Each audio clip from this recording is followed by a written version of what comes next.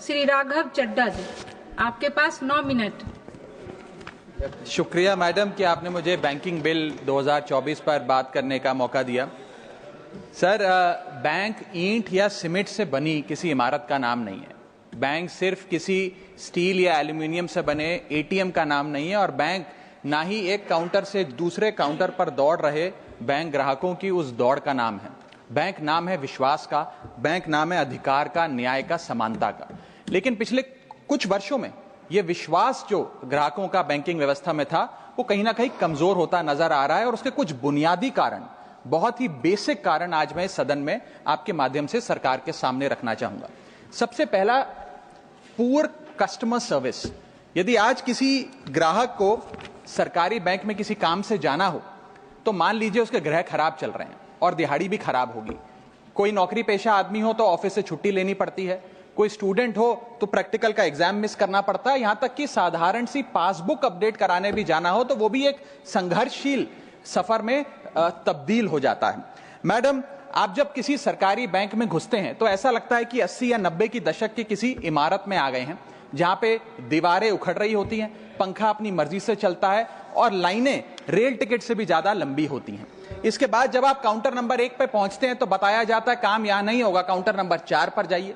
जब counter number 4 पे जाते हैं तो बताया जाएगा यहां पर भी काम नहीं होगा, फर्स्ट फ्लोर पर जाइए। और जब आप थके हारे फर्स्ट फ्लोर पर पहुंचते हैं तो बताया जाता है कि लंच हो गया है, लंच के बाद 2 बजे आइएगा। 2:15 पहुंचते हैं तो बताया जाता है कि लंच एक्सटेंड हो गया, अभी कर्मचारी गुलाब जामुन खा रहे हैं। यह व्यवस्था है कस्टमर सर्विस की एक सरकारी बैंक में। और आज हम जहां चांद पर पहुंच गए, यूपीआई से गोलगप्पे खरीद रहे हैं, लेकिन हमारी सरकारी बैंकिंग व्यवस्था 80-90 के दशक से बाहर नहीं आ पा रही है। अभी आरबीआई के गवर्नर ने हाल ही में एक प्रेस कॉन्फ्रेंस कर वित्तीय वर्ष 23-24 की रिपोर्ट जारी करते हुए कहा कि 95 शेड्यूल्ड कमर्शियल बैंक्स में एक साल में, एक वित्तीय वर्ष में 1 करोड़ से ज्यादा कस्टमर सर्विस से संबंधी कंप्लेंट्स आई हैं। और ये तो वो कंप्लेंट्स हैं जिन लोगों को पता था कंप्लेंट कैसे दर्ज करानी है और उन्होंने दर्ज कराई। न जाने ऐसी कितनी कंप्लेंट्स होंगी जो सिस्टम में कैद ही नहीं हुई। इसी के साथ साथ बैंकिंग कोड और स्टैंडर्ड्स बोर्ड ऑफ इंडिया का एक सर्वे बताता है कि 45% बैंक कस्टमर्स बैंकिंग व्यवस्था से डिससैटिस्फाइड है, असंतुष्ट हैं। और मैं चाहूंगा आपके माध्यम से सरकार के कानों तक ये बात पहुंचे कि डिजिटल सर्विसेज का एक कस्टमर सेटिस्फैक्शन ऑडिट कराना चाहिए सरकारी बैंकों का, कि क्या हमारी सरकारी बैंकों की वेबसाइट का इंटरफेस या मोबाइल एप्लीकेशंस सरल हैं, अच्छी हैं, या कस्टमर्स उससे त्रस्त हैं। दूसरा बड़ी समस्या है रूरल इंडिया के अंदर limited access to banking infrastructure. आइए गांव की ओर चलते हैं। मैडम, क्या हमारी बैंकिंग व्यवस्था ग्रामीण इलाकों तक पहुंच चुकी है? नाबार्ड की एक रिपोर्ट बताती है कि 50% of rural India is still suffering from lack of adequate access to banking. Financial inclusion index की आरबीआई की 2020 की रिपोर्ट बताती है कि ग्रामीण भारत में हर 100 में से मात्र 54 लोगों तक ही हमारी बैंकिंग व्यवस्था जैसे तैसे पहुंच पाई है, और 30% से ज्यादा रूरल हाउसहोल्ड आज भी ऐसे हैं जो पूरी तरीके से अनबैंक्ड हैं। और मैम, बैंकिंग की ग्रामीण इलाकों में अगर बात करें तो बैंकिंग व्यवस्था ने ग्रामीण इलाकों के साथ सौतेला व्यवहार किया है। पहले तो बैंक की ब्रांच गांव के पास नहीं है। जब वो बूढ़ा आदमी भोला भटका बैंक की 5-10 किलोमीटर दूर ब्रांच तक पहुंचता है तो पता लगता है कि बिजली गुल है। बिजली आ जाती है तो पता लगता है सर्वर डाउन हो गया है। सर्वर भी चल जाता है तो पता लगता है आधार सीडिंग में दिक्कत है, फिंगरप्रिंट मिसमैच हो रहा है, या बैंक अकाउंट की मैपिंग ही नहीं हो पा रही है। डॉक्यूमेंटेशन से लेकर कॉम्प्लिकेटेड फॉर्म से लेकर लैंग्वेज के चैलेंजेस तक ग्रामीण इलाकों में लोगों को झेलने पड़ते हैं। और सबसे ज्यादा बैंकिंग फ्रॉड भी गांव के भोले भाले आदमी के साथ होता है। इसी के चलते हमारे गांव का आदमी प्राइवेट निजी साहूकार के पास जाकर लोन लेना बेहतर समझता है, ना कि किसी बैंक के पास जाकर। और जब वे साहूकार के पास जाता है तो ना वहां पेपर वर्क होता है, एक इजियर एक्सेस होता है, फियर ऑफ बैंक और इलिटरेसी नहीं होता। बहुत बार तो मॉर्गेज पे भी कुछ नहीं रखना पड़ता, इसलिए वो साहूकार से ब्याज पे पैसा उठाता है, लेकिन साहूकार उसे मनमानी दाम पर वो ब्याज पर पैसा देता है। 60 से 80% सालाना का इंटरेस्ट रेट चार्ज करता है, जिंदगी भर के लिए उसकी गुलामी लिखवा लेता है, और वो बेचारा गांव का भोला भाला आदमी डेट ट्रैप में फंस के रह जाता है। मेरी तीसरी बड़ी समस्या जो मैं आज आपके सामने रखना चाहूंगा वो है साइबर फ्रॉड और digital frauds in the banking sector. Cyber frauds वर्ष 2023 में 75,800 घटनाएं सामने आई जो कि कंप्लेंट्स दर्ज हुई।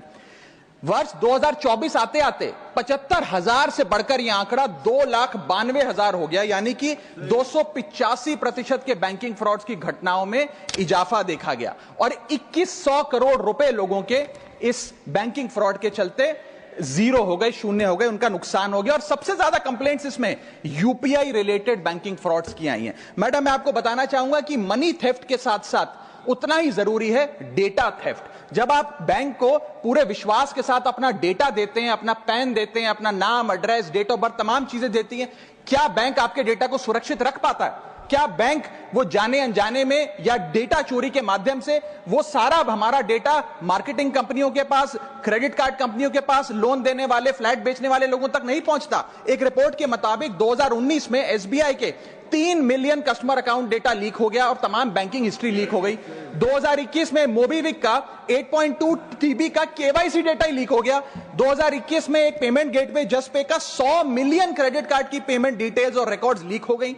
अब ये लीक है कि जाने अनजाने में डेटा शेयरिंग है, ये फैसला मैं आप तक छोड़ता हूं, लेकिन आपको इस डेटा लीक का भुगतान करना पड़ता है, आपको उसको भुगतना पड़ता है। और उसका सबसे छोटा सा उदाहरण है कि आए दिन आपको आपके बीवी, आपके माता पिता, आपके घर वाले फोन करके आपका हाल पूछे ना पूछे, मार्केटिंग कॉल्स वाले आपको रोज फोन करके कहेंगे कि आपका क्रेडिट कार्ड अप्रूव हो गया, आपका लोन अप्रूव हो गया, हमसे फ्लैट ले लीजिए, हमसे फलानी चीज ले लीजिए। इनके पास ये हमारा डेटा आता कहां से, एक बड़ा सवाल है। चौथी समस्या, हिडन चार्जेस और फीस। मैं चाहूंगा आपके माध्यम से ये नाना प्रकार के चार्जेस जो आज मैं सदन में लाया हूं, ये माननीय वित्त मंत्री जी तक पहुंचे, ताकि देश के आम आदमी की जो जेब बैंकिंग सिस्टम काट रहा है, ये उसे पता लगे, ग्राहक को भी और माननीय वित्त मंत्री जी को भी। पहला, मिनिमम बैलेंस पेनल्टी। यदि आप न्यूनतम बैलेंस नहीं रखते हैं तो 100 से 600 रुपए प्रति माह बैंक आपका काट लेता है। इस चार्ज को लगाने के बाद बैंकों ने वित्तीय वर्ष 22-23 में 3500 करोड़ रुपए मिनिमम बैलेंस पेनल्टी के नाम से लोगों से वसूले हैं। मैडम, दूसरा चार्ज, एक्स्ट्रा एटीएम यूजेज। आपको एटीएम ट्रांजैक्शन के लिए 2 से 3 की मोहलत मिलती है, 2 से 3 की इजाजत मिलती है बैंकों द्वारा। अगर आप चौथा, पांचवा ट्रांजैक्शन कर लें तो हर ट्रांजैक्शन पे 20 रुपए एटीएम चार्ज आपको देना पड़ता है। इनएक्टिविटी फी 100 से 200 रुपए सालाना, यानी कि अगर बैंक आप बहुत ज्यादा अपना अकाउंट यूज नहीं करते हैं तो बैंक इनएक्टिविटी के नाम पे भी चार्ज लगा देता है। फिर बैंक स्टेटमेंट आप मंगवाते हैं तो बैंक स्टेटमेंट इशुएंस चार्जेस के नाम पर आपसे 50 से 100 रुपए लेता है। फिर आप कहते हैं हमें एसएमएस अलर्ट के माध्यम से मेरे बैंक के खाते में क्या आ रहा है उसकी जानकारी मिले, तो एसएमएस अलर्ट चार्जेस के नाम पर भी प्रति क्वार्टर 20 से 25 रुपए आपसे लिया जाता है। ऑनलाइन पेमेंट करेंगे एनईएफटी की तो ट्रांजैक्शन फी भी ली जाती है। जबरदस्ती आपको पहले लोन बेचते हैं और फिर उसके बाद लोन प्रोसेसिंग फी के नाम पर 1 से 3% लोन अमाउंट का काट लेते हैं। और जब आपकी किस्मत ठीक चल रही हो और आप समय से पहले अपना लोन बकाया जो है उसका भुगतान करने बैंक पहुंच जाएं तो loan pre closure charges, early payment penalty के नाम पर भी बैंक आपसे पैसा वसूलता है। साधारण सा सिग्नेचर बदलवाना हो, नॉमिनी की डिटेल्स बदलवानी हो, उस चेंज पर भी 200 रुपए प्रति ट्रांजैक्शन के नाम पे बैंक आपसे पैसा वसूलता है। और डिमांड ड्राफ्ट पे ऑर्डर बनाने जाएं तो 100 से 200 रुपए प्रति डिमांड ड्राफ्ट आपसे पैसा वसूलता ही वसूलता है। यानी कि कस्टमर्स की जेब काटी जा रही है और कस्टमर्स को पता भी नहीं लगता कि कितना पैसा बैंक इन नाना प्रकार के चार्जेस के चलते आम आदमी से वसूल रहा है। मेरा पांचवा और आखिरी point madam, insurance and investment product miss selling.